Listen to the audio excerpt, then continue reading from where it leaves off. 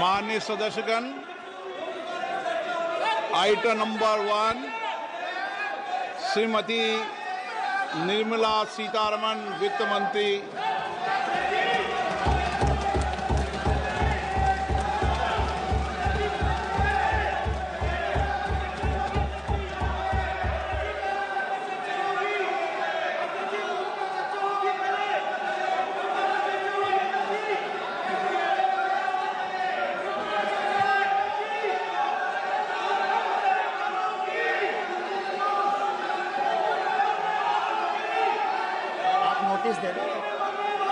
सदस्यगण, budget के बाद राज्यपाल अभिभाषण में आपको पर्याप्त दूंगा। मेरा आपसे निवेदन है, नहीं माननीय अखिलेश जी, आपने संसद की मर्यादा को आप बना के रखें। कभी बजट भाषण के अंदर इस तरीके का नहीं हुआ, ये उचित नहीं है, ये उचित नहीं है। अखिलेश जी प्लीज, मैं आपको मौका दूंगा राज्यपाल अभिभाषण पे, प्लीज। नो, ये तरीका ठीक नहीं है। नो,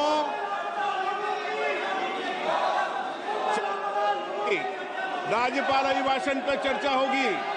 नो तरीका। Honorable Speaker, I present the budget for 25-26.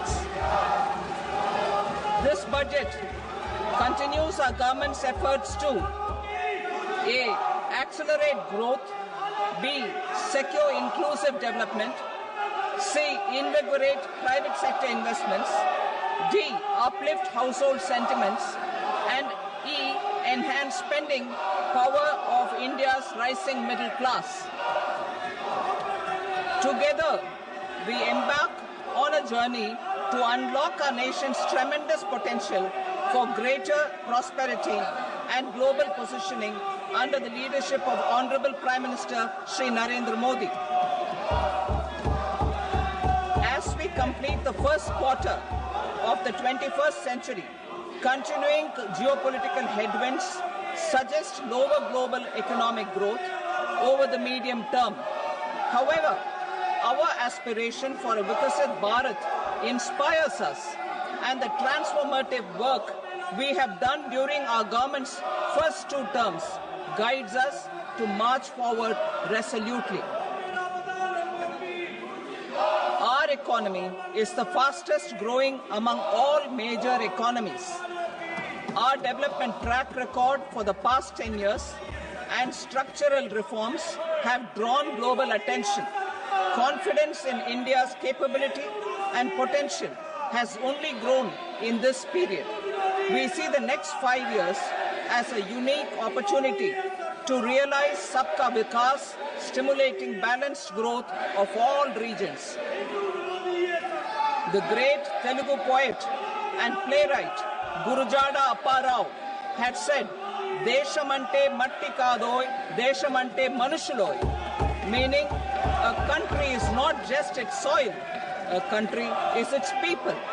In line with this, for us, Vikasit Bharat encompasses zero poverty, 100% quality good school education, access to high quality, affordable and comprehensive health care, 100% skilled labor with meaningful employment, 70% women in economic activities, and farmers making our country the food basket of the world. In this budget, the proposed development measures span 10 broad areas focusing on Garib, youth, Annadata and Nari, spurring agricultural growth and productivity, building rural prosperity and resilience, taking everyone together on an inclusive growth path, boosting manufacturing and furthering Make in India, supporting MSMEs, enabling employment-led development, investing in people, economy and innovation, securing energy supplies, promoting exports and nurturing innovation. For this journey of development, our 4 powerful engines are agriculture, MSME, investments and exports. The fuel, our reforms, our guiding spirit, inclusivity, and the destination, Vikasit Bharat. This budget aims to initiate transformative reforms across 6 domains. During the first 5 years, these will augment our growth potential and global competitiveness. The domains are taxation, power sector, urban development, mining, financial sector, and regulatory reforms. Agriculture as the first engine. Now I move to specific proposals, beginning with agriculture as the first engine.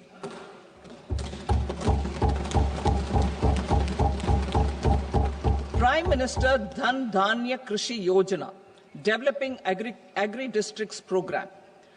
Motivated by the success of the aspirational district program, our government will undertake a Prime Minister Dhan Dhanya Krishi Yojana in partnership with states. Through the convergence of existing schemes and specialized measures, the program will cover 100 districts with low productivity, moderate crop intensity, and below average credit parameters. It aims to 1. Enhance agricultural productivity, 2. Adopt crop diversification and sustainable agricultural practices, 3. Augment post-harvest storage at the panchayat and block level, 4. Improve irrigation facilities, and 5. Facilitate availability of long-term and short-term credit. This program is likely to help 1.7 crore farmers. Building rural prosperity and resilience. A comprehensive multi-sectoral rural prosperity and resilience program will be launched in partnership with the states. This will address underemployment in agriculture through skilling, investment, technology, and invigorating the rural economy. The goal is to generate ample opportunities in rural areas so that migration is an option but not a necessity. The program will focus on rural women, young farmers, rural youth, marginal and small farmers, and landless families. The details are in Annexure A.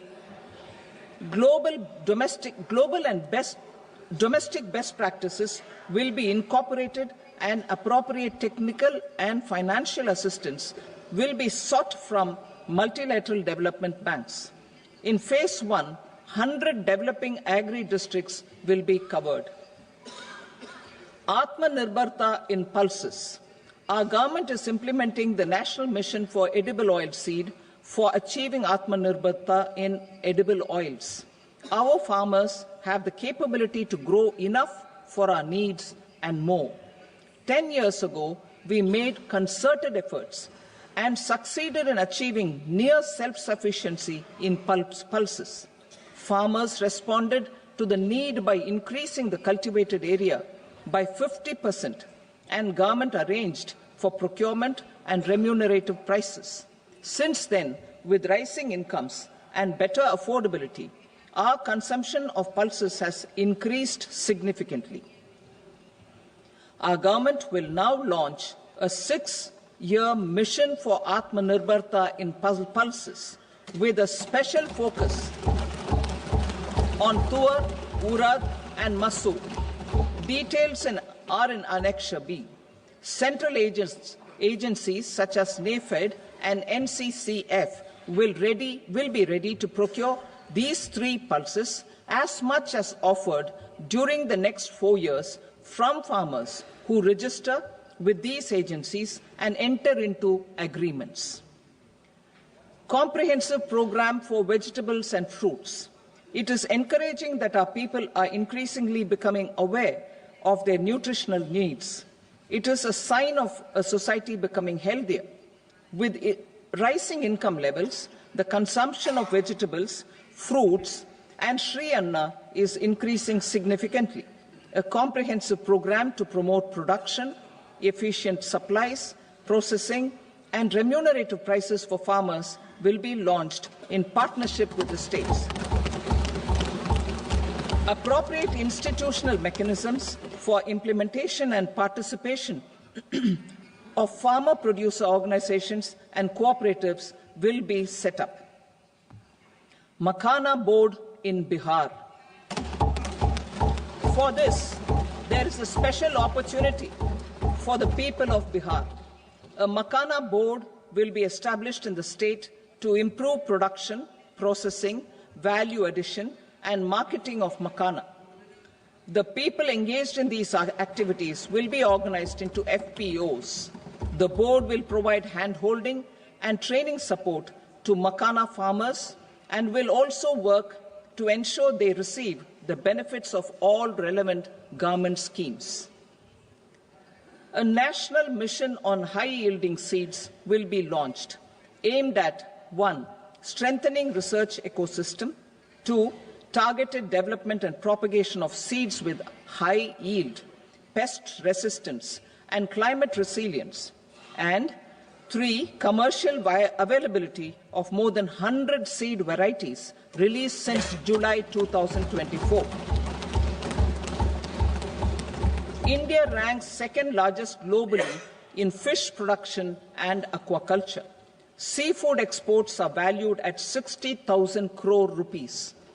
To unlock the untapped potential of the marine sector, our government will bring in an enabling framework for sustainable harnessing of fisheries from Indian exclusive economic zone and high seas, with a special focus on the Andaman and Nicobar and Lakshadweep islands.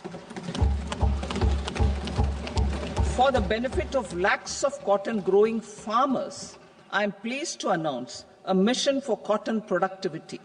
This 5-year mission will facilitate significant improvements in productivity and sustainability of cotton farming and promote extra long staple cotton varieties.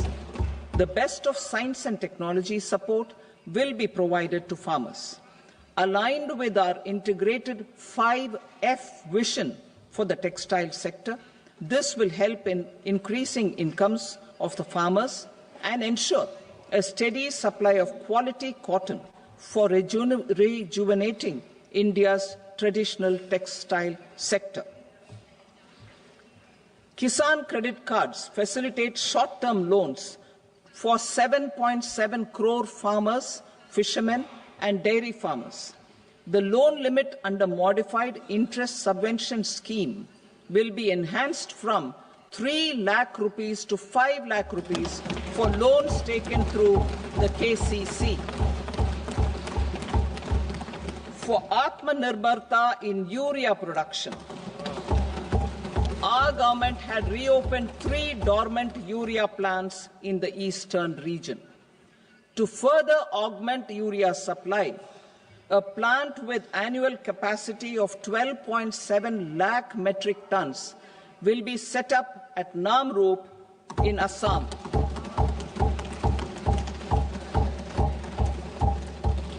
India Post, with 1.5 lakh rural post offices, complemented by the India Post Payment Bank and a vast network of 2.4 lakh Dak Sevaks, will be repositioned to act as a catalyst for the rural economy.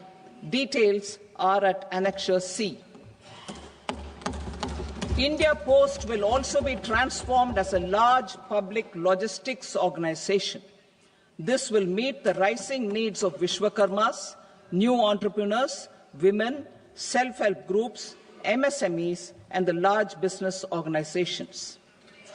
Our government will provide support to NCDC for its lending operations for the cooperative sector. MSMEs as the second engine. Now I move to MSMEs as the second engine, which encompasses manufacturing and services with a focus on MSMEs numbering 5.7 crores. Currently, over 1 crore registered MSMEs, employing 7.5 crore people, and generating 36% of our manufacturing, have come together to position India as a global manufacturing hub. With their quality products With their quality products, these MSMEs are responsible for 45% of our exports. To help them achieve higher efficiencies of scale, technological upgradation, and better access to capital, the investment and turnover limits for classification of all MSMEs will be enhanced to 2.5 and 2 times respectively. This will give them the confidence to grow and generate employment for our youth. The details are given in Annexure D. To improve access to credit, the credit guarantee cover will be enhanced. First, for micro and small enterprises from 5 crore to 10 crore rupees, leading to additional credit of 1.5 lakh crores in the next 5 years. Second, for startups from 10 crore rupees to 20 crore rupees, with the guarantee fee being moderated to 1% for loans in 27 focus sectors which are important for Atmanirbhar Bharat. And for well-run exporter MSMEs, for term loans up to 20 crore rupees. Also for the micro enterprises, we will introduce customized credit cards with a 5 lakh rupee limit for micro enterprises registered on Udyam portal. In the first year, 10 lakh such cards will be issued. Fund of funds for startups. The Alternate Investment Fund, AIFs, for startups have received commitments of more than 91,000 crores rupees. These are supported by the fund of funds set up with the Government of India's contribution of 10,000 crore rupees. Now, a new fund of funds with expanded scope and a fresh contribution of another 10,000 crore rupees will be set up. A new scheme will be launched for 5 lakh women, scheduled castes and scheduled tribes, first-time entrepreneurs. This will provide term loans up to 2 crore rupees during the next 5 years. The scheme will incorporate lessons from the successful Stand Up India scheme. Online capacity building for entrepreneurship and managerial skills will also be organized. Measures for labor-intensive sectors. To promote employment and entrepreneurship opportunities in labor-intensive sectors, our government will undertake specific policy and facilitation measures. To enhance the productivity, quality, and competitiveness of India's footwear and leather sector, a focused product scheme will be implemented. The scheme will support design capacity, component manufacturing, and machinery required for production of non-leather quality footwear, besides the support for leather footwear and products. The scheme is expected to facilitate employment for 22 lakh persons, generate over 4 lakh crore rupees, and exports of over 1.1 lakh crore rupees. Measures for the toys sector. Building on the National Action Plan for Toys, we will implement a scheme to make India a global hub for toys. The scheme will focus on development of clusters, skills, and a manufacturing ecosystem that will create high-quality, unique, innovative, and sustainable toys that will represent the Made in India brand. Support for food processing. In line with our commitment towards Purvodaya, we will establish a National Institute of Food Technology, Entrepreneurship and Management in Bihar. The institute will provide a strong fillip to food processing activities in the entire eastern region. This will result in 1. Enhanced income for the farmers through value addition to their produce, and 2. skilling, entrepreneurship, and employment opportunities for the youth. Manufacturing mission, furthering Make in India. Our government will set up a national manufacturing mission covering small, medium, and large industries for furthering Make in India by providing policy support, execution roadmaps, governance, and monitoring framework for central ministries and states. Details are in Annexure E. Given our commitment to climate-friendly development, the mission will also support clean tech manufacturing. This will aim to improve domestic value addition and build our ecosystem for solar PV cells, EV batteries, motors and controllers, electrolyzers, wind turbines, very high voltage transmission equipment, and grid-scale batteries. Investment as the third engine. Now I move to investment as the third engine, which encompasses investing in people, investing in the economy, and investing in innovation. Investing in people. Saksham Anganwadi and Poshan 2.0. Saksham Anganwadi and Poshan 2.0 program provides nutritional support to more than 8 crore children, 1 crore pregnant women and lactating mothers all over the country, and about 20 lakh adolescent girls in aspirational districts and the Northeast region. The cost norms for these nutritional support will be enhanced appropriately. Atal Tinkering Labs. 50,000 Atal Tinkering Labs will be set up in government schools in the next 5 years to cultivate the spirit of curiosity and innovation and foster a scientific temper among young minds. Broadband connectivity to government secondary schools and PHCs. Broadband connectivity will be provided to all government secondary schools and primary health centers in rural areas under the BharatNet project. Bharatiya Bhasha Pustak Scheme.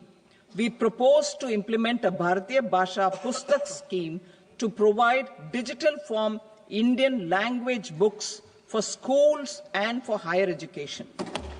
This aims to help students understand their subjects better and in their language. National Centers of Excellence for Skilling. Building on the initiative announced in the July 24 budget, 5 national centers of excellence for skilling will be set up with global expertise and partnerships to equip our youth with the skills required for Make for India, Make for the World manufacturing. The partnership will cover curriculum design, training of trainers, and a skills certification framework and periodic reviews. Expansion of capacity in IITs. Total number of students in 23 IITs has increased 100% from 65,000 to 1.35 lakh in the past 10 years.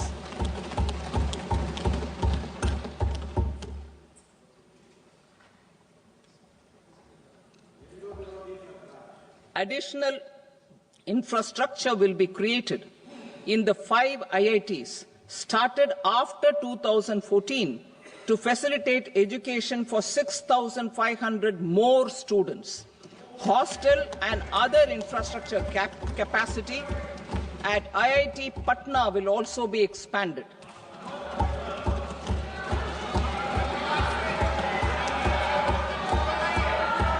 Center of Excellence.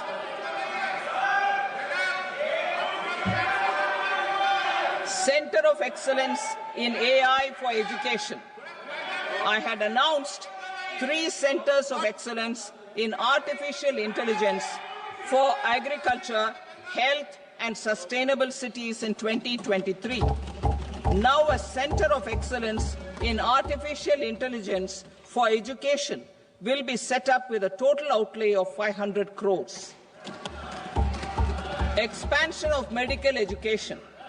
Our government has added almost 1.1 lakh undergraduate and postgraduate medical education seats in 10 years, an increase of 130%. In the next year, 10,000 additional seats will be added in medical colleges and hospitals towards the goal of adding 75,000 seats in the next 5 years. Daycare cancer centers in all district hospitals. Our government will facilitate setting up of daycare cancer centers in all district hospitals in the next 3 years. 200 centers will be established in 25-26 itself. Strengthening urban livelihoods. Our government has been giving priority to assisting urban poor and vulnerable groups. A scheme for socio-economic upliftment of urban workers will be implemented to help them improve their incomes, have sustainable livelihoods, and a better quality of life. PM Swanidhi scheme has benefited more than 68 lakh street vendors, giving them respite from high-interest informal sector loans. Building on this success, the scheme will be revamped with enhanced loans from banks, UPI-linked credit cards with 30,000 rupees limit, and capacity building support. Social Security Scheme for welfare of online platform workers. Gig workers of online platforms provide great dynamism to the new age services economy. Recognizing their contribution, our government will arrange for their identity cards and registration on the e-Shram portal. They will be provided health care under PM Jan Arogya Yojana. This measure is likely to assist nearly 1 crore gig workers.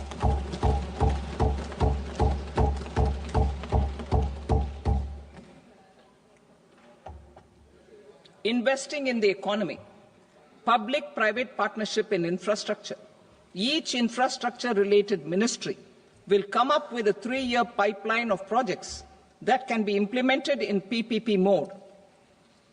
States will also be encouraged to do so and can seek support from the India Infrastructure Project Development Fund, which is a scheme to prepare PPP proposals. Support to states for infrastructure.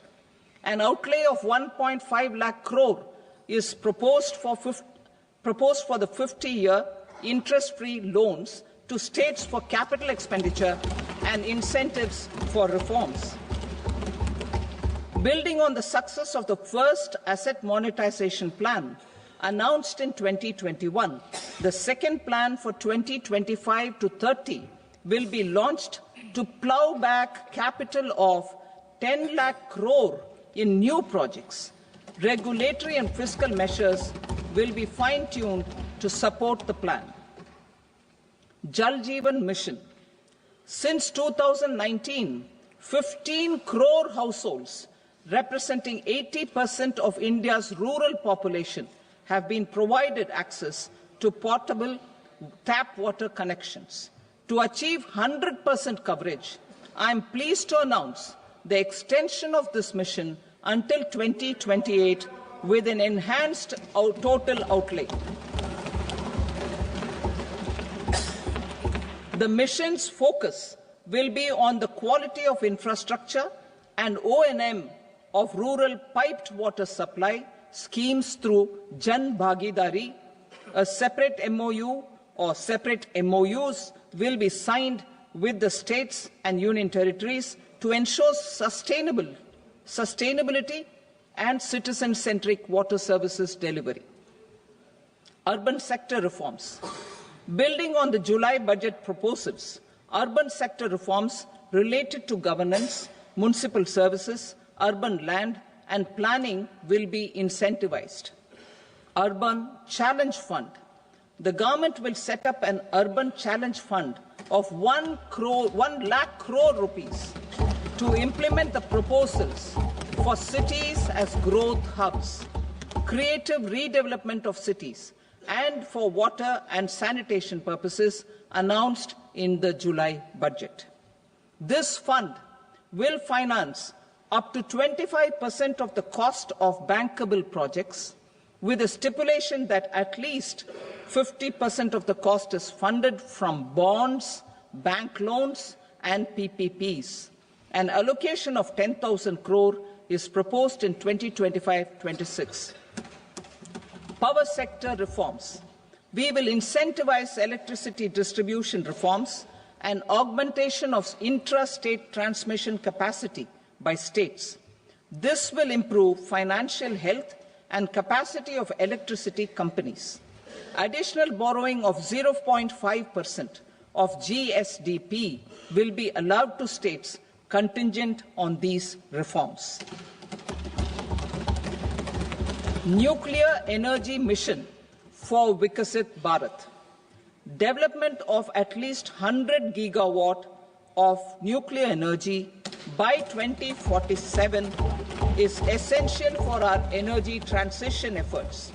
For an active partnership with the private sector towards this goal, amendments to the Atomic Energy Act and the Civil Liability for Nuclear Damage Act will be taken up. A nuclear energy mission for research and development of small modular reactors with an outlay of 20,000 crore will be set up. At least 5 indigenously developed small modular reactors will be operationalized by 2033. Shipbuilding. The shipbuilding financial assistance policy will be revamped to address cost disadvantages. This will also include credit notes for shipbreaking in Indian yards to promote the circular economy. Large ships above a specified size will be included in the infrastructure harmonized master list. Shipbuilding clusters will be facilitated to increase the range, categories, and capacity of ships. This will include additional infrastructure, facilities, skilling, and technology to develop the entire ecosystem. Maritime Development Fund. For long-term financing for the maritime industry, a Maritime Development Fund with a corpus of 25,000 crore rupees will be set up.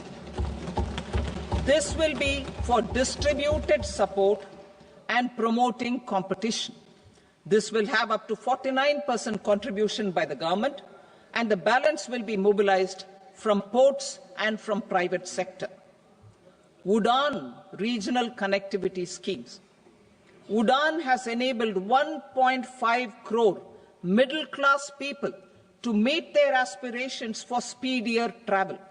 The scheme has connected 88 airports, and operationalized 619 routes. Inspired by that success, a modified UDAN scheme will be launched to enhance regional connectivity to 120 new destinations and carry 4 crore passengers in the next 10 years. 4 crore additional passengers in the next 10 years. The scheme will also support helipads and smaller airports in hilly, aspirational, and northeast regional districts. Greenfield airports will be facilitated in Bihar to meet the future needs of the state. These will be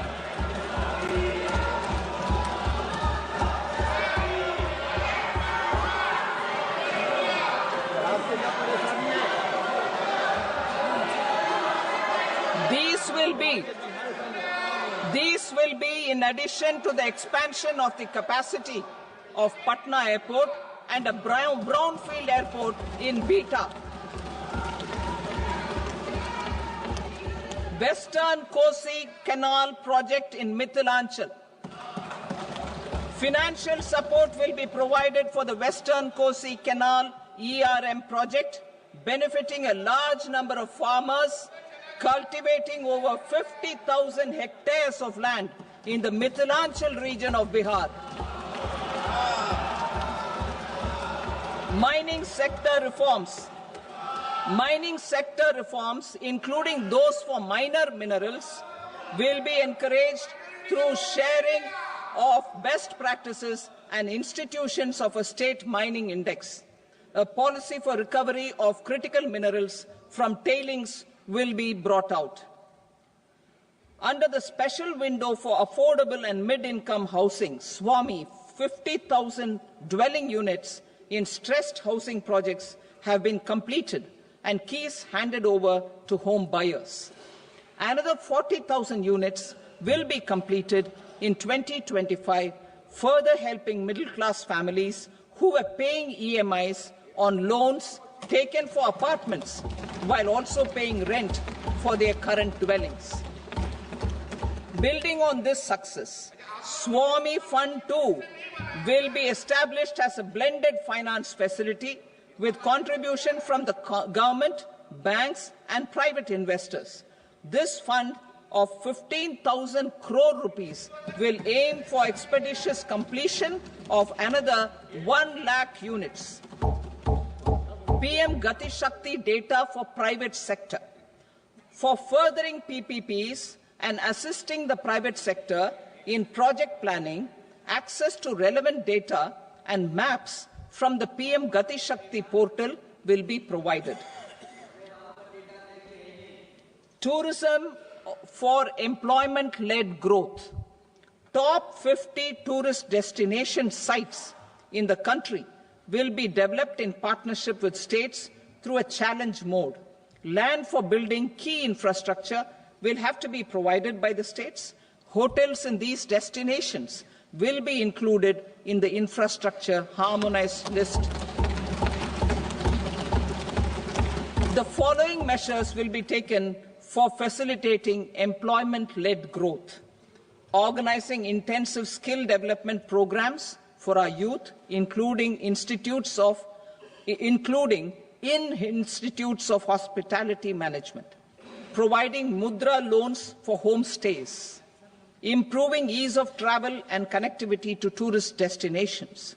Providing performance-linked incentives to states for effective destination management, including tourist amenities, cleanliness, and marketing efforts. And introducing streamlined e-visa facilities along with visa fee waivers for certain tourist groups. Continuing with the emphasis on places of spiritual and religious significance, in the July budget, there will be a special focus on destinations related to the life and times of Lord Buddha. Medical tourism and heal in India. Medical tourism and heal in India will be promoted in partnership with the private sector, along with capacity building and easier visa norms.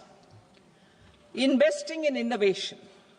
To implement private sector-driven research, development and innovation initiatives announced in the July budget, I am now allocating 20,000 crore rupees for this purpose. A deep tech fund of funds will also be explored to catalyze the next generation startups as a part of this initiative. In the next 5 years, under the PM Research Fellowship Scheme, we will provide 10,000 fellowships for technological research in IITs and IISc with enhanced financial support. The second gene bank with 10 lakh germplasm lines will be set up for future food and nutritional security. This will provide conservation support to both public and private sectors for genetic resources. We will start a national geospatial mission to develop foundational geospatial infrastructure and data. Using PM Gati Shakti, this mission will facilitate modernization of land records, urban planning, and design of infrastructure projects. A Gyan Bharatam mission for survey, documentation, and conservation of our manuscript heritage with academic institutions, museums, libraries, and private collectors will be undertaken to cover more than 1 crore manuscripts. We will set up a national digital repository of Indian knowledge systems for knowledge sharing. Now I move to exports as the fourth engine. We will set up an export promotion mission with sectoral and ministerial targets driven jointly by the Ministries of Commerce, MSME, and Finance.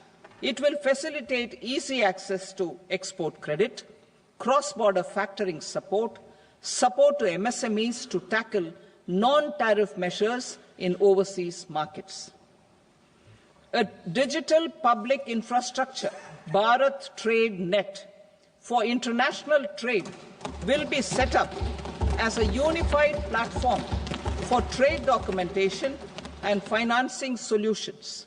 This will complement the Unified Logistics Interface platform. The BTN will be aligned with international practices.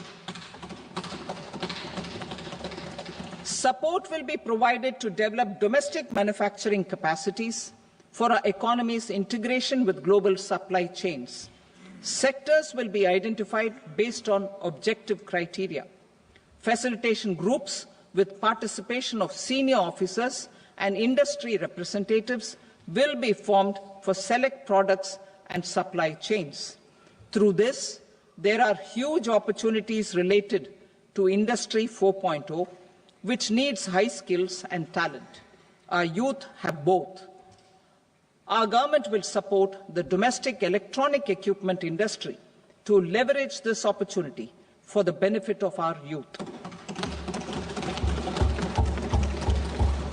A national framework will be formulated as guidance to states for promoting global capability centers in emerging Tier 2 cities.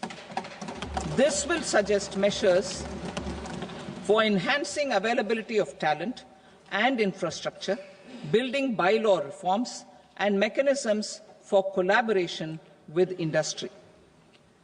Our government will facilitate upgradation of infrastructure and warehousing for air cargo, including high-value perishable horticultural produce. Cargo screening and customs protocol will be streamlined and made user-friendly. Reforms as the fuel. Over the past 10 years, our government has implemented several reforms for convenience of taxpayers, such as faceless assessment, 2, taxpayer charter, 3, faster returns, 4, almost 99% returns being on self-assessment, and 5, Vivad Se Vishwas scheme.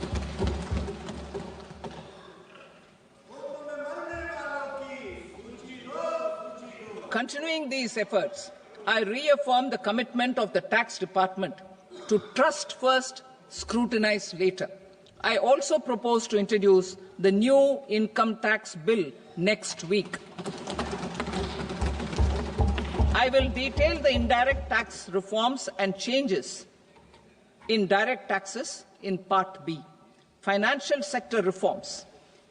The FDI limit for the insurance sector will be raised from 74 to 100%. This enhanced limit will be available for those companies which invest the entire premium in India. The current guardrails and conditionalities associated with foreign investment will be reviewed and simplified. The services of India Post Payment Bank will be deepened and expanded in rural areas. NABFID will set up a partial credit enhancement facility for corporate bonds for infrastructure. Public sector banks will develop Grameen Credit Score framework to serve the credit needs of SHG members and people in rural areas. A forum for regulatory coordination and development of pension products will be set up. To implement the earlier announcement on simplifying the KYC processes, the revamped Central KYC Registry will be rolled out in 2025. We will also implement a streamlined system for periodic updating. Requirements and procedures for speedy approval of company mergers will be rationalized. The scope for fast-track mergers will also be widened and the process made simpler. As proposed in the interim budget, we signed bilateral investment treaties with 2 countries in 2024 to encourage sustained foreign investment, and in the spirit of First Develop India, the current model BIT will be revamped and made more investor-friendly. In the last 10 years, in several aspects, including financial and non-financial, our government has demonstrated a steadfast commitment to ease of doing business. We are determined to ensure that our regulations must keep up with technological innovations and global policy developments. A light-touch regulatory framework based on principles and trust will unleash productivity and employment. Through this framework, we will update regulations that were made under old laws. To develop this modern, flexible, people-friendly and trust-based regulatory framework appropriate for the 21st century, I propose 4 specific measures. A high-level committee for regulatory reforms will be set up for a review of all non-financial sector regulations, certifications, licenses, and permissions. The committee will be expected to make recommendations within a year. The objective is to strengthen trust-based economic governance and take transformational measures to enhance ease of doing business, especially in matters of inspection and compliances. States will be encouraged to join in this endeavour. An investment friendliness index of states will be launched in 2025 to further the spirit of competitive, cooperative federalism. Under the Financial Stability and Development Council, a mechanism will be set up to evaluate impact of the current financial regulations and subsidiary instructions. It will also formulate a framework to enhance their responsiveness and development of the financial sector. In the Jan Vishwas Act 2023, more than 180 legal provisions were decriminalized. Our government will now bring up the Jan Vishwas Bill 2.0 to decriminalize more than 100 provisions in various laws. I now move to fiscal policy. In the July budget, I had committed to staying the course for fiscal consolidation. Our endeavour will be to keep the fiscal deficit each year such that central government debt remains on a declining path as a percentage of the GDP. The roadmap for the next 6 years has been detailed in the FRBM statement. Revised estimates for 2024-25. The revised estimate of the total receipts other than borrowings is 31.47 lakh crore rupees, of which the net tax receipts are 25.57 lakh crore rupees. The revised estimate of the total expenditure is 47.16 lakh crore rupees, of which the capital expenditure is about 10.18 lakh crore rupees. The revised estimate of the fiscal deficit is 4.8% of the GDP. Budget estimates for 25-26. Coming to 25-26, the total receipts other than borrowings and total expenditure are estimated at 34.96 lakh crore rupees and 50.65 lakh crore rupees respectively. The net tax receipts are estimated at 28.37 lakh crore rupees. The fiscal deficit is estimated to be 4.4% of GDP. To finance the fiscal deficit, the net market borrowings from dated securities are estimated at 11.54 lakh crore. The balance financing is expected to come from small savings and other sources. The gross market borrowings are estimated at 14.82 lakh crore rupees. I will now move to Part B. Indirect taxes. My proposals relating to customs aim to rationalize tariff structure and address duty inversion. These will also support domestic manufacturing and value addition, promote exports, facilitate trade, and provide relief to common people. Rationalization of customs tariff structure for industrial goods. As a part of comprehensive review of customs rate structure announced in July 2024 budget, I propose to 1. Remove 7 tariff rates. This is over and above the 7 tariff rates removed in 23-24 budget. After this, there will be only 8 remaining tariff rates, including 0 rate. 2. Apply appropriate cess to broadly maintain effective duty incidence, except on a few items where such incidence will reduce marginally. 3. Levy not more than 1 cess or surcharge.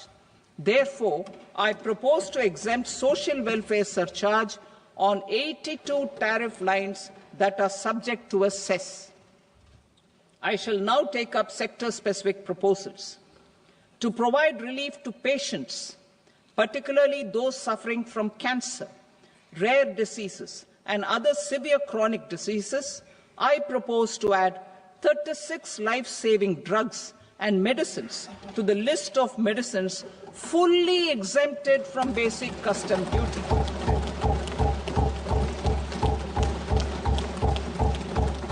I also propose to add 6 life-saving medicines to the list attracting concessional custom duty of 5%. Full exemption and concessional duty will also respectively apply on the bulk drugs for manufacture of the above. Specified drugs and medicines under patient assistance programs run by the pharmaceutical companies are fully exempt from BCD, provided the medicines are supplied free of cost to the patients. I propose to add 37 more medicines along with 13 new patient assistance programs. Support to domestic manufacturing and value addition. Critical minerals. In the July 2024 budget, I had fully exempted BCD on 25 critical minerals that are not domestically available. I had also reduced BCD of 2 other such minerals to provide a major fillip to their processing, especially by MSMEs. Now, I propose to fully exempt cobalt powder and waste, the scrap of lithium-ion battery, lead, zinc, and 12 more critical minerals. This will help secure their availability for manufacturing in India and promote more jobs for our youth. To promote domestic production of technical textile products such as agro-textiles, medical textiles, and geotextiles at competitive prices, I propose to add 2 more types of shuttle-less looms to the list of fully exempted textile machinery. I also propose to revise the BCD rate on knitted fabrics covered by 9 tariff lines from 10 or 20 to 20% or 115 rupees per kg, whichever is higher. Electronic goods. In line with our Make in India policy and to rectify inverted duty structure, I propose to increase the BCD on interactive flat panel display from 10% to 20% and reduce the BCD to 5% on open cell and other components. In 23-24 budget, for the manufacture of open cells of LCD, LED TVs, I had reduced the BCD on parts of open cells from 5% to 2.5%. To further boost the manufacture of such open cells, the BCD on these parts will now stand exempted. Lithium-ion battery.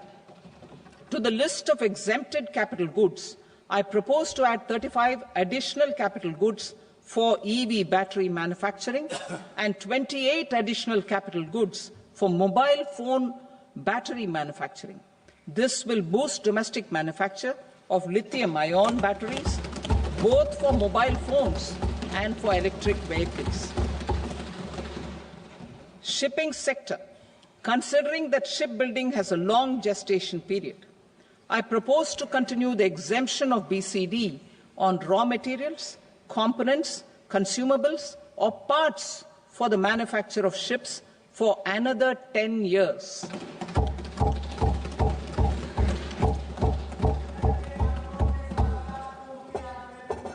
I also propose the same dispensation for shipbreaking to make it more competitive.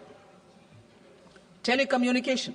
To prevent classification disputes, I propose to reduce the BCD from 20% to 10% on carrier-grade Ethernet switches to make it at par with non-carrier-grade Ethernet switches. Export promotion. To facilitate exports of handicrafts, I propose to extend the time period for export from 6 months to 1 year, further extendable by another 3 months if required. I also propose to add 9 items to the list of duty-free inputs. Leather sector. I propose to fully exempt BCD on wet blue leather to facilitate imports for domestic value addition and employment.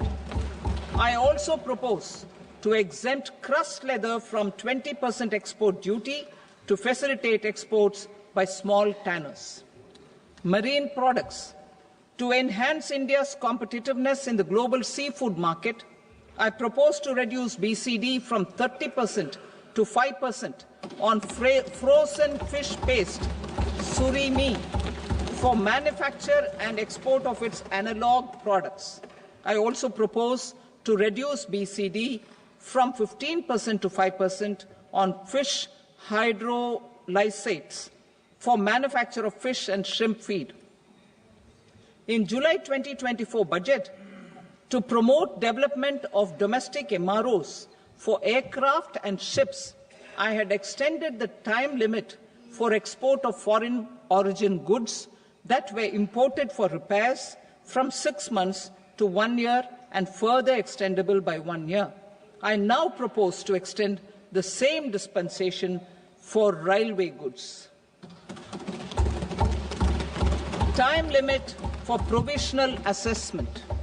Presently, the Customs Act 1962 does not provide any time limit to finalize provisional assessments, leading to uncertainty and cost to trade.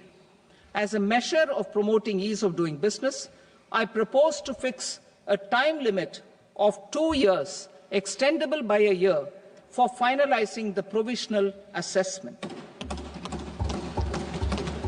I propose to introduce a new provision that will enable importers or exporters, after clearance of goods, to voluntarily declare material facts and pay duty with interest but without penalty.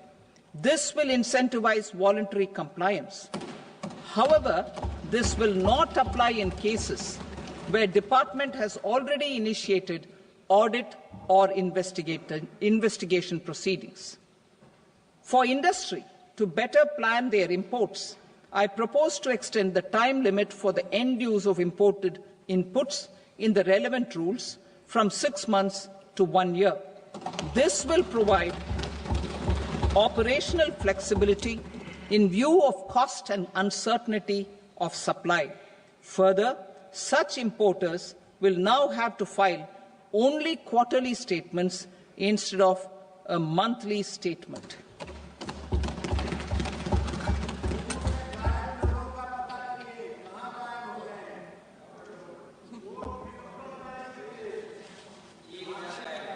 I now come to my direct tax proposals. In Part A, I have briefly underlined taxation reforms as one of key reforms to realize our vision of Vikasit Bharat. In respect of criminal law, our government had earlier ushered in Bharatiya Nyaya Sanhita, replacing Bharatiya Danda Sanhita. I am happy to inform this august House and the country that for new income tax bill will carry forward the same spirit of Nyaya in its drafting as well. The new bill will be clear and direct in text, with close to half of the present law in terms of both chapters and words. It will be simple to understand for taxpayers and tax administrators, leading to tax certainty and reduced litigation.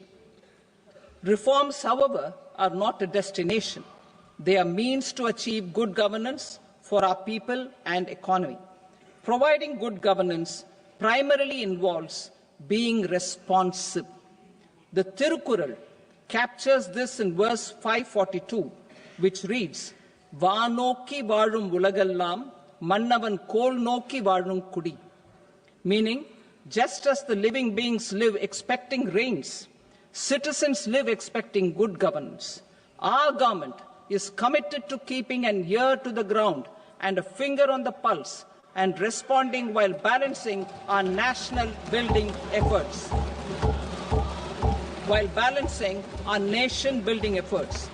The following measures will detail just how our government will, under the guidance of PM Modi, has taken steps to understand and address.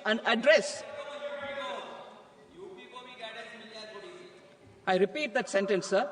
The following measures will detail just how our government, under the guidance of PM Modi, has taken steps to understand and address the needs voiced by our citizens. My tax proposals are guided by this spirit. The objectives of my proposals are as follows. Personal income tax reforms with special focus on middle class. Rationalization of TDS and TCS for easing difficulties. Encouraging voluntary compliance. Reducing compliance burden. Ease of doing business, employment and investment. I will come to my proposal on personal income tax towards the end. TDS and TCS, rationalization for easing difficulties. I propose to rationalize tax deduction at source, TDS, by reducing the number of rates and thresholds above which TDS is deducted. Further, threshold amounts for tax deduction will be increased for better clarity and uniformity. The limit for tax deduction on interest for senior citizens is being doubled from the present 50,000 rupees to 1 lakh rupees.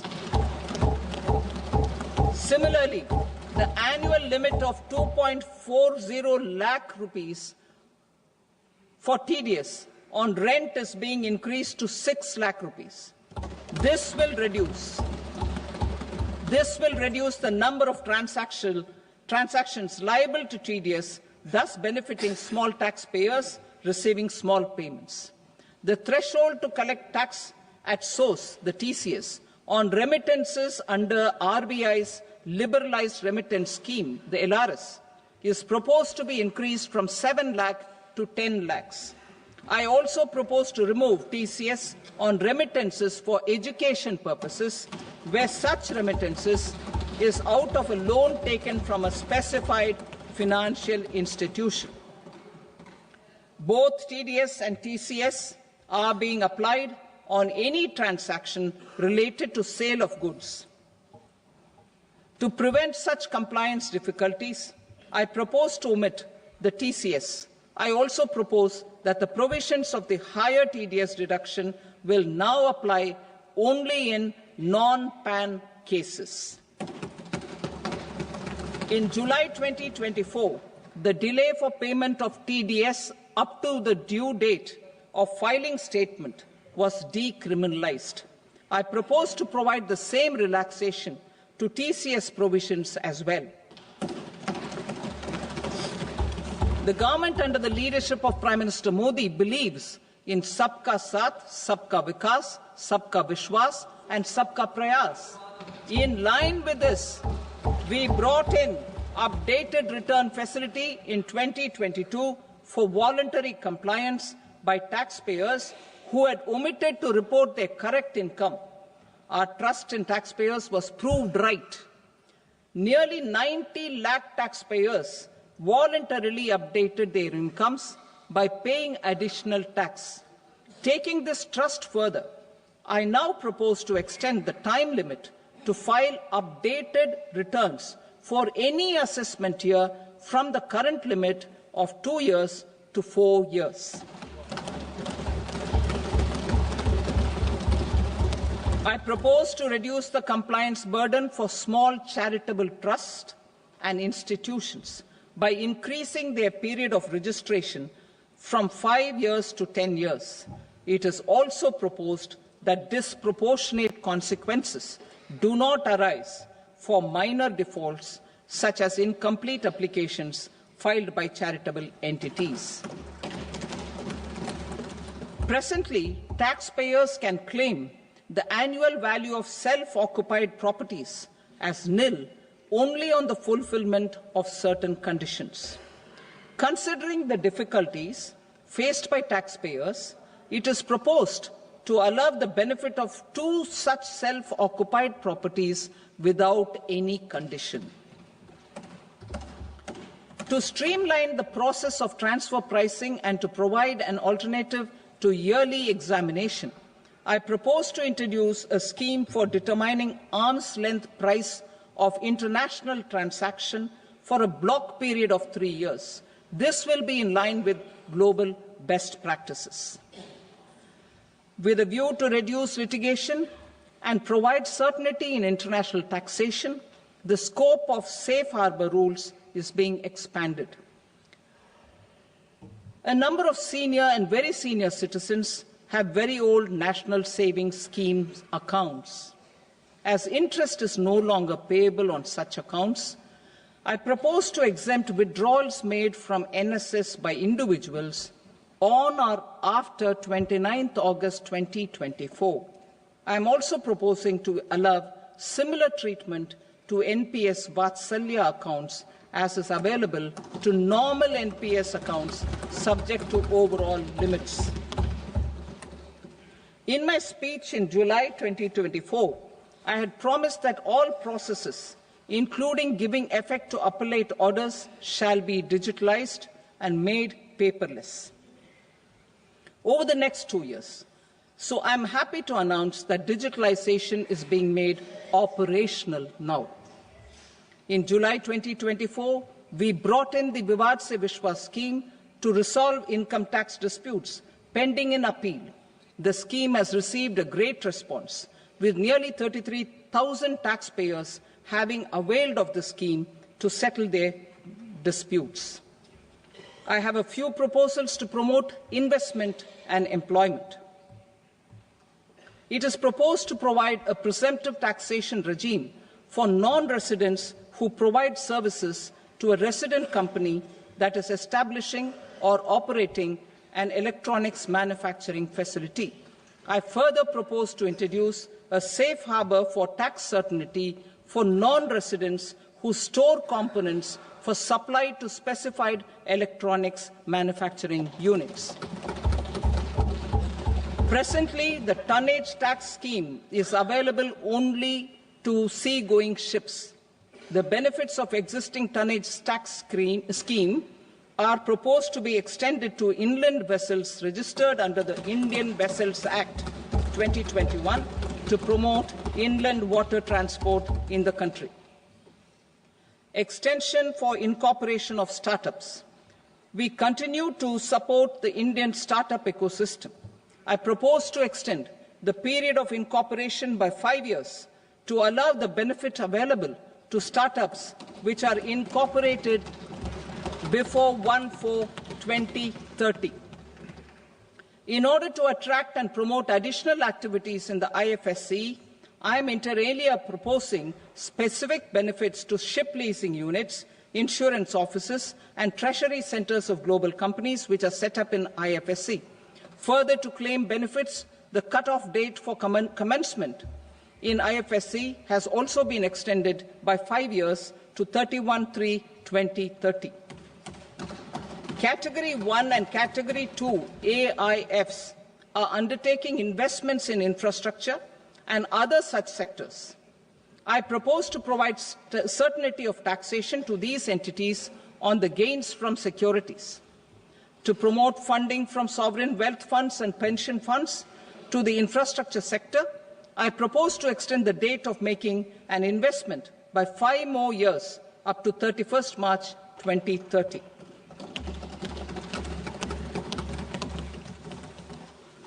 Personal income tax reforms with special focus on middle class.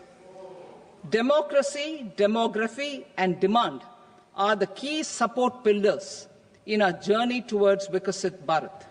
The middle class provides strength for India's growth. This government, under the leadership of Prime Minister Modi, has always believed in the admirable energy and ability of the middle class in nation building. In recognition of their contribution,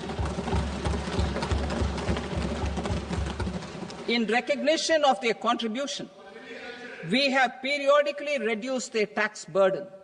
Right after 2014, the nil tax slab was raised to 2.5 lakhs of rupees, which was further raised to 5 lakh rupees in 2019 and to 7 lakh rupees in 2023.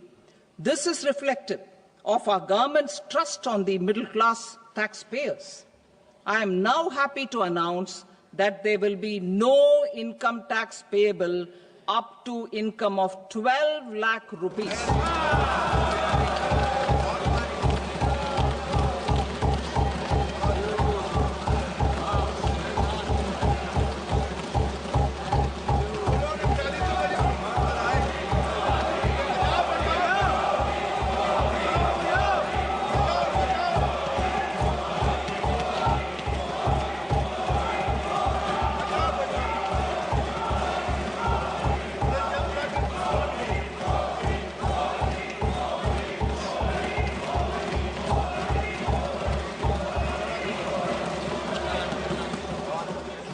So, average income of 1 lakh per month, other than the special rate income such as capital gains, under the new regime.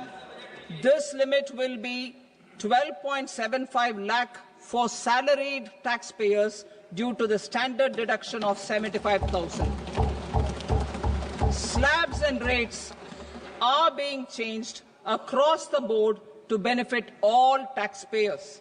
The new structure will substantially reduce the taxes of the middle class and leave more money in their hands, boosting household consumption, savings, and investment. In the new tax regime, I propose to revise tax rate structures as follows: 0 to 4 lakh rupees nil, 4.8 lakh rupees to 4 to 8 lakh rupees 5%, 8 to 12 lakh rupees 10%, 12 to 16 lakh rupees 15%, 16 to 20 lakh rupees 20%, 20 to 24 lakh rupees 25%, and above 24 lakh rupees 30%. To taxpayers up to 12 lakh of normal income, other than special rate income such as capital gains. I read that again. To taxpayers up to 12 lakh of income, other than special rate income such as capital gains, tax rebate is being provided in addition to the benefit due to slab rate reduction in such a manner that there is no tax payable by them. The total tax benefit of slab rate changes and rebate at different income levels can be illustrated with a few examples. A taxpayer in the new regime with an income of 12 lakh rupees will get a benefit of 80,000 rupees in tax, which is 100% of tax payable as per the existing rates. A person having income A person having income of 18 lakh rupees will get a benefit of 70,000 rupees in tax. That is 30% of tax payable as per existing rates. A person with an income of 25 lakh gets a benefit of 1,10,000 rupees, that is 25% of his tax payable as per existing rates. Details of my tax proposals are given in the annexure. As a result of these proposals, Honourable Speaker, sir, revenue of about 1 lakh crore in direct taxes and 2,600 crores in indirect taxes will be foregone. Mr. Speaker, sir, with this, I commend the budget to this august House.